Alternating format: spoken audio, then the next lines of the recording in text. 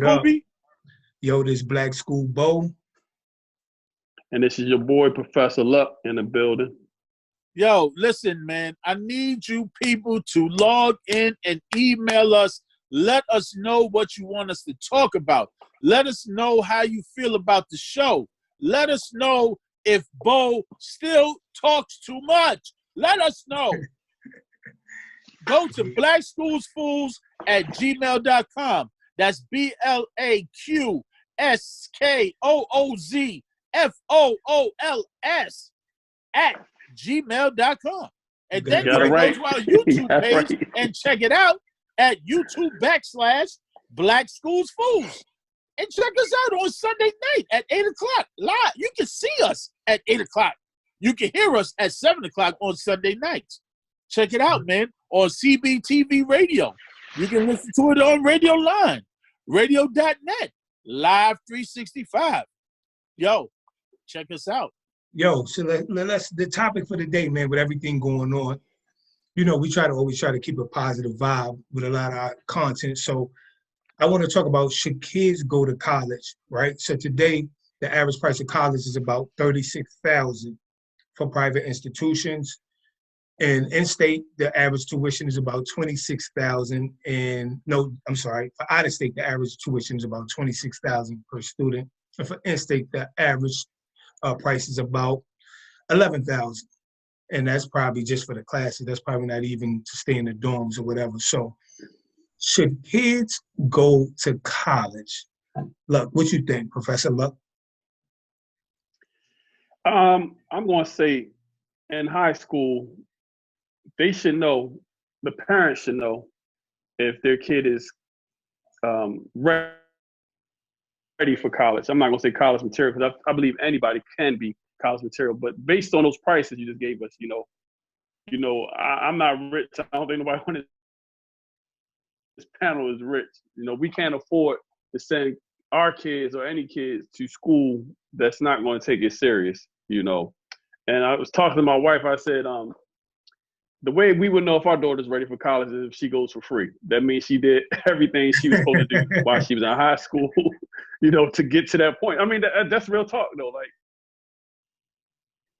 by me being a teacher and, two educated parents, like, we know she's ready to go to college if she's going for free. If we got to pay for it, that means she didn't take high school as serious as she's supposed to, because there's too many opportunities right now for kids to go rather with grants or scholarship, financial or academic, for free. Whereas, if we got to pay for it, that means we ain't do something right. So Can I do a rebuttal?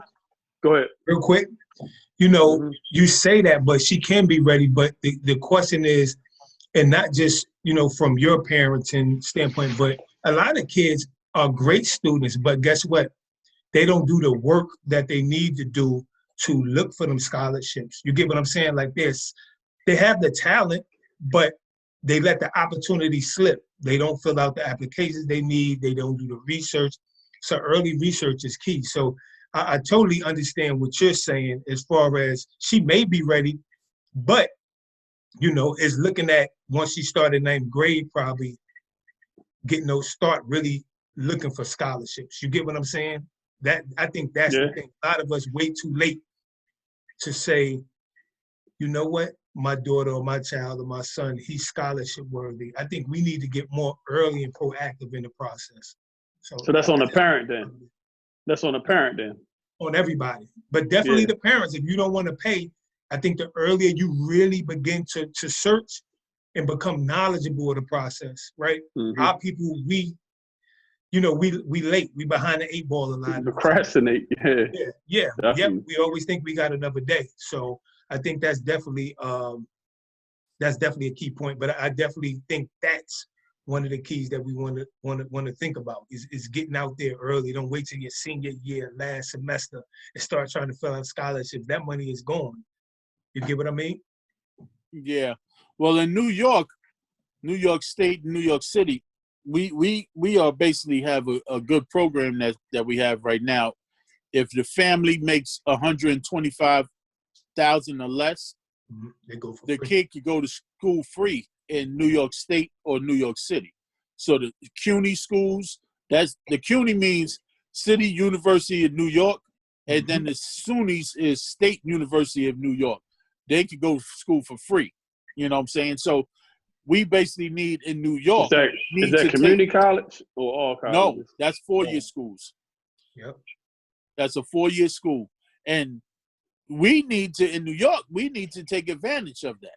You know what I'm saying? Is that the only qualification? Is the parents cannot they cannot make over $125,000 a year. So it don't got nothing to do with their GPAs or nothing like that? Well, you have to take the SAT to get into any 4-year school. So that has to, they have to do that. But I don't think they have to be a phenomenal. So if they qualify, get, like 1,200 or anything like that. They just need to be probably in good standards. They don't have to be, top notch or top in the class. It's like they just have to have the highest requirement to get into the college, whatever that is. I don't know the numbers. I used to know, but I don't know.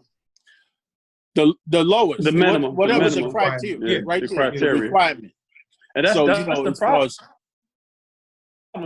That's the problem right there, though, Koob. Like, it's harder for a regular kid that's not an athlete to get into the college because of those minimum academic requirements. Like, a lot of times if you read the applications, like, you got to have like a minimum of like a 3.5 and a certain thing on your SAT, where athletes is lower because they're athletes. Like, you can have like a 2.5 and get like a 900 on your SATs, whereas you're a regular student, it has to be way higher.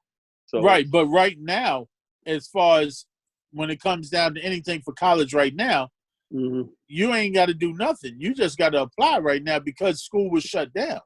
Yeah. You see what I'm saying? And they're thirsty for money. They accepting anybody right now. Right now, you need to jump on it ASAP and apply and get on in there now. Because hey, but it's funny. It's funny, but it's not funny. I went to Virginia State University, and my daughter, she's a junior now, and she want to attend Howard. And we were just looking at like acceptance rates, because I tell her acceptance rate is a real thing. So I think Howard had like a 40% acceptance rate. And she said, "Dad, look at Virginia State. Virginia State had a 91% acceptance rate." She was like, "Oh, y'all just let anybody in." I said, "No, we just got space for everybody." Yeah, that's a good rebuttal. Yeah, but that acceptance rate is real too, so it's definitely a hard way. So I look at it when I think kids should go to college. What I don't like to hear is, like, if you don't want to go, you don't want to go. That's fine. But I think sometimes kids take the scapegoat of, I'm not college material, because they heard somebody else say it. You get what I'm saying? How do you know if you never tried? I got my best grades in college, really. Yeah. I've gotten my best grades in college. I think it was easier. Yeah, it was easier and that's to what me.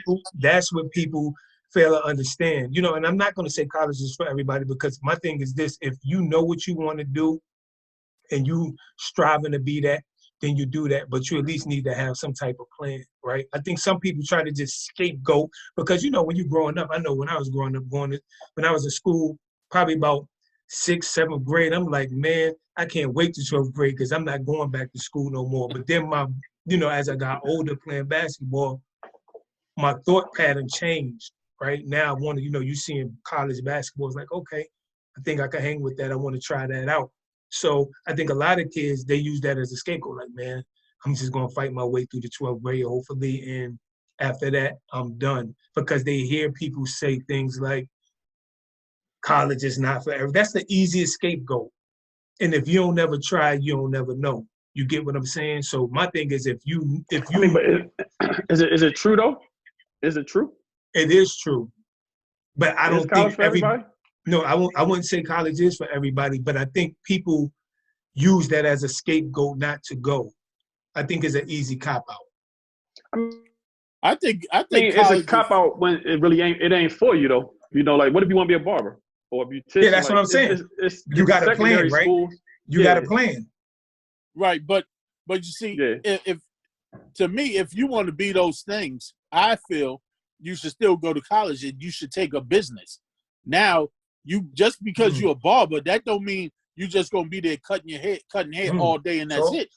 Now you got a business. Now you own it. You got your business underneath you. Now you can run the whole you can do a whole lot more. Own your barbershop. Saying?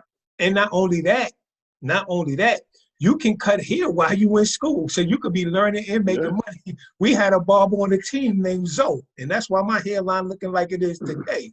So, yeah, it ain't there. Right.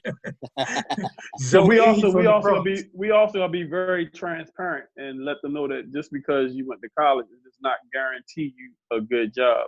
You know, a lot of times we sell these kids false realities and hopes, and they come out of college in debt with no job lined up. You know, there's a lot of people that go to college for a certain thing and they end up being something completely different once they graduate. Yep. You know, so they got to have a plan, like you were saying, like, because you just don't want to go and come out with a piece of paper to put on your wall, and that's all you got from it. You know, the internships, once you're in there, like, you got to have a plan, because a lot of people do things based on how much money they think they're going to make once they get out of college. You know, like that's what they pick. That's what their major is. Or I want to be a doctor, or I want to be a lawyer, because it's based on how much money they think they're going to make. They pick these majors that they think are cool, but I'm like, what kind of job you going to get with that kind of degree? Like, we got to be very honest and transparent with them. Like, we don't want to take their dreams from them, but it's like, who's hiring? Like, you're in a city right now where there's not that available. So you have to move and relocate just so that you can put your college degree, you know, to work for you. So we got to be very transparent with our kids and let them know, like, just because you go to college, it doesn't guarantee you a job because of that piece of paper. It prepares you for the real world in a sense that, yes, you can adapt to different situations. Yes, you were on your own. Yes, you woke up by yourself. You did what teachers told you to do. And people that hire look at those kind of things, you know. But if you don't have like a real plan, then you're gonna be back at square one once you graduate, living back with your parents, because just because you got a college degree doesn't mean you're gonna get hired. I think I would advise our people too, when they finish college, move back in with their parents. And this just going off topics. I think a lot of times we push our kids out the house when we shouldn't. And I think a lot of times that makes them have to rely on us most, because if you bring your kid back home and let them save money, right? Or you can give them money. Like I know when I graduated from school and I moved back to New York, I gave my mom money. But guess what? When I was ready to move out on my own, she gave me money because she saved that money. You get what I'm saying? So it's like, come back home. We just force our kids, and I think that's one of the things that keep us set back. We force our kids out, or not really force them out, but like, hey, you independent, you're on your own now. But they don't have that nest egg, or that they haven't felt that level of responsibility. I think we need to teach them and kind of groom them a little more to be ready for the real world, so that they won't always have to come back and get money. Or you get what I'm saying? I think, like saying, yo, you it's like having a kid. Just because you have a kid, that don't mean that you're ready to really be a dad. You have to learn the traits. So bring your kid home. If they paying you some rent, try to save some of that rent money if you can. And then when it's time for them to move out, help them so they don't have to try to acquire any type of debt. But let me give you two real quick stories on what you said, Luck. One, my daughter, which have a master's degree now, and I'm very proud of her, my oldest daughter.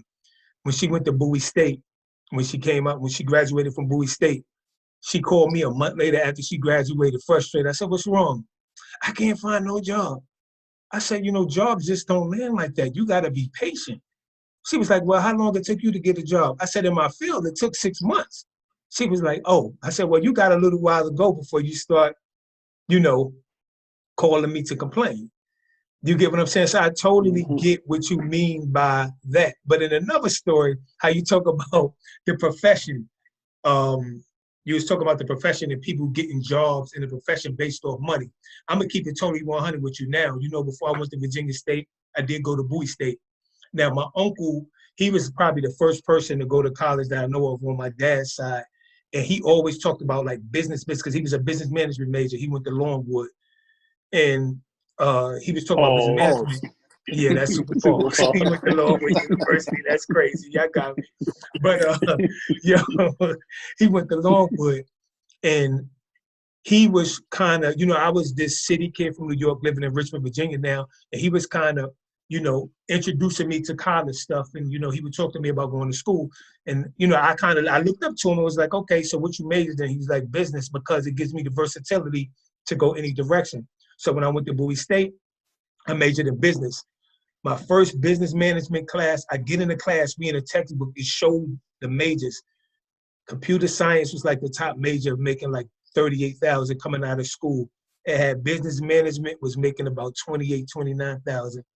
I left the class on the first day and switched my major to information systems, just like that. I mean, so I totally get what you mean about just making sure your field has the money in it, because it could have went left for me. You get what I'm saying? It just so happened that computers did catch fire, but I did look in the book and I remember that list clear as day. It had accountants in it, computer people, business people, like the type of money they made from an entry level standpoint. And I ran right up out that class and went straight to change my major. So definitely, definitely. Then I mean, yeah, they also got to like realize like it's certain classes that you have to take more serious than others. Like you definitely need like a networking class and a public speaking and communication. Like, because if you can't articulate your thoughts, you know, then you're lost, because you're gonna have to get interviewed by somebody eventually. You know, you can look good on paper, but once you can't articulate it with your words, then you lost. And the whole networking part, sometimes like people get lucky and don't have to go to college because they know somebody, you know, but everybody's not that lucky. So once you get to college, you have to learn how to network. You know, yeah, you got to learn how to network. Like I know people from all around the country now because of college. You know, networking. Anywhere I can go, almost any state in the United States and know somebody. That's you know, the and great that's what thing. The job is basically like knowing somebody. Yeah, that's what college does. Like it gives you a great opportunity to meet different people and network. But you can't stay in your bubble.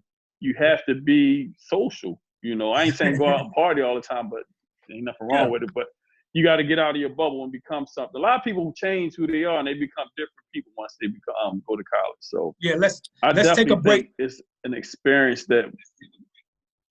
Yeah. So let's take a break right there. When we come back, we'll definitely discuss that. We'll look at the pros and the cons of going to college. You're listening to BlaqSkooz Fools, and we'll be right back.